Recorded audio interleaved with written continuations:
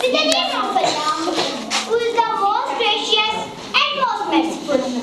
Honorable President, teachers and my dear friends, Assalamu alaikum. Today, my topic of the speech is silence against violence is a sin. I will start my speech with quote, which will explain the whole of my topic.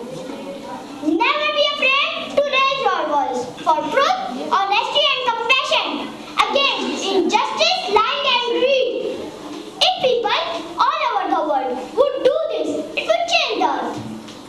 Dear President, silence against violence is a sin, or the use of physical force to harm someone, to damage the property.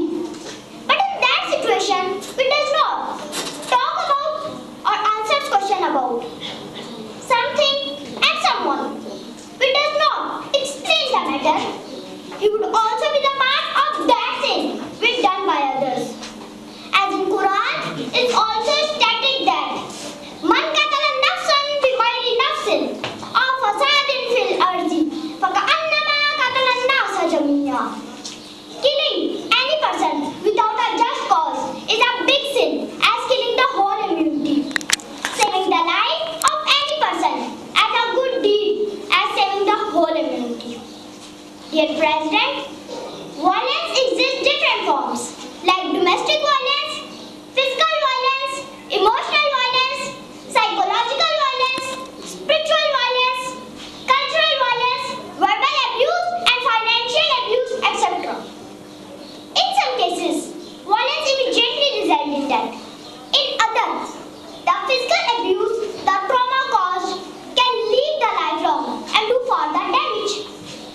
At the begging new millennium voice is no more a secret, something that we have hide without hope and without means of release.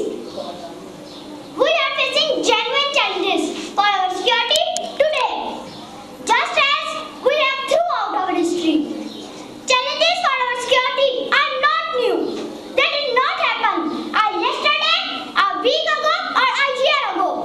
We always face challenges. One of those challenges is the terrorist threat with groups like Al-Qaeda and Israel.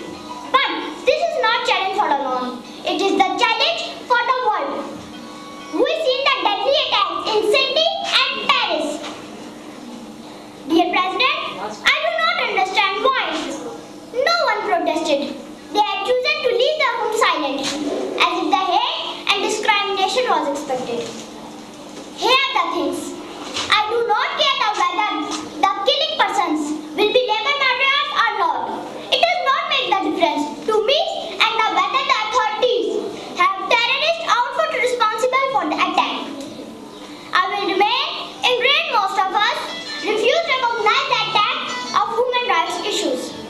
And by most importantly, as a violation of minority rights, and by most of us, I am referring to those of us, neither politicians, scholars, clerics or media personnel. I do not expect the authorities to be sensitive towards the real issues of the people. Dear President, there is no justification, no justification